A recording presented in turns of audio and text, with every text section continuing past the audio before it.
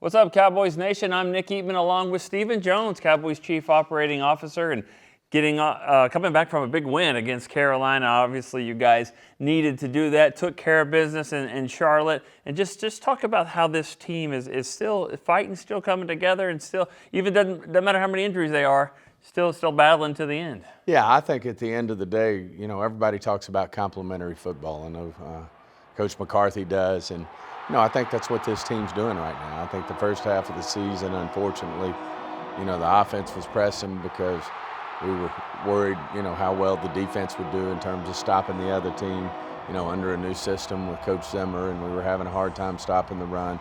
And I think we were anything but complementary football. I think right now everybody's got confidence in both units. Defensively, I think the players are getting a great feel for what Coach Zimmer wants out of them, and vice versa. I think Coach Zim seeing what these guys do best and figuring out the best way to utilize them. But that's the growing pains that come with changing a coordinator. Thrilled with Coach Zimmer, and it's certainly come around.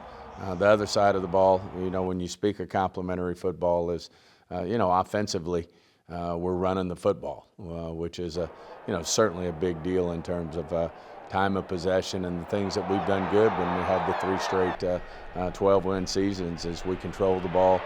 Certainly when you run the ball effectively, like Rico and this offense has done, it opens up a lot of things in the passing game. So, at the end of the day, I think we are playing complementary football. Special teams, obviously, led by Turpin and crew, are doing a great job on that side of the ball. So, overall, we're just playing a lot better football. It's a shame we let that, you don't want to harp on something, but that Cincinnati game get away from us. But we're playing really well, and, we're looking forward to a big matchup against Baker and the Buccaneers, and I know they'll be a handful as well. But, I fully expect this team to play well. I know we've got a lot of injury challenges, but I think we got like 44% of our cap on IR right now, and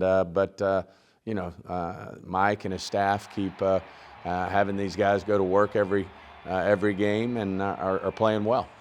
You mentioned running the ball well. If I would have told you back in training camp or whenever that you're going to lose your starting center, your left tackle, and Zach Martin's going to be on IR, you're still going to be able to go rush for 211 yards in a game.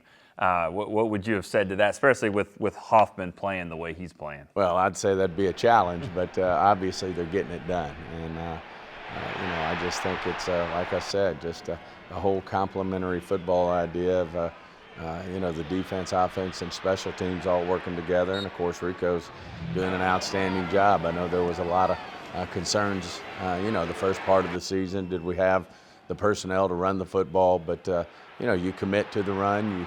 You give the number of carries, the number of touches, running the football that you need. And, Mike's got a good system to run the football and have success. Well, we'll talk about injuries here in a second because they just keep piling up every week. But one of the things you can do to offset that is to kind of play with what you've got. I think there was a play in the game, Stephen, that 8 players on offense at one time were undrafted.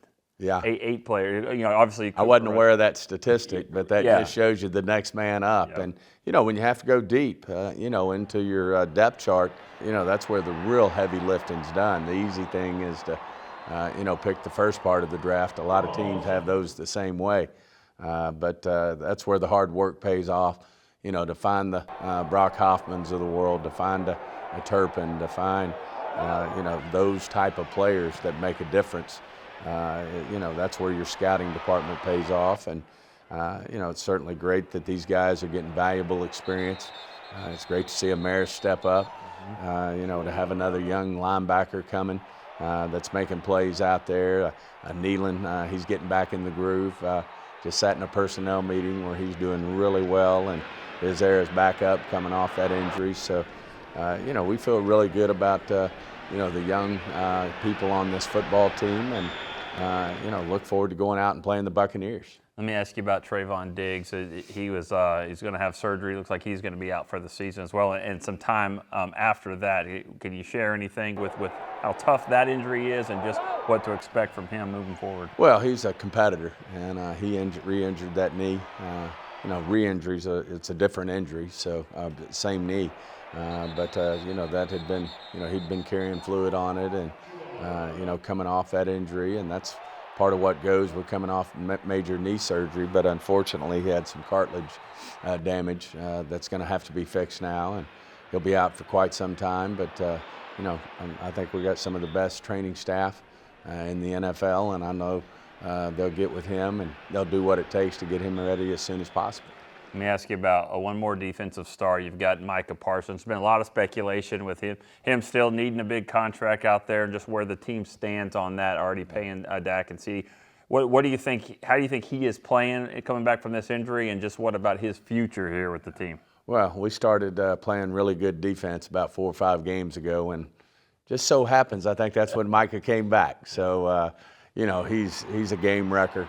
He's one of the best, if not the best, in the NFL in terms of what he does, and we're fortunate to have him. And there's always, when you have the business of the business, you have speculations about different things. Dak went through that. He can certainly advise him. CD went through that.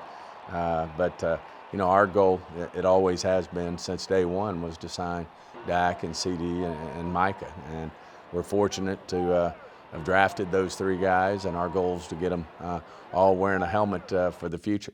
All right, well, obviously Cowboy fans would love to see that, especially the way Mike has been playing here lately. See if he can keep harassing Baker Mayfield this weekend in Tampa Bay, and see if the Cowboys can win another game here in December. For Stephen Jones, I'm Nick Eatman. We'll see you next time on DallasCowboys.com.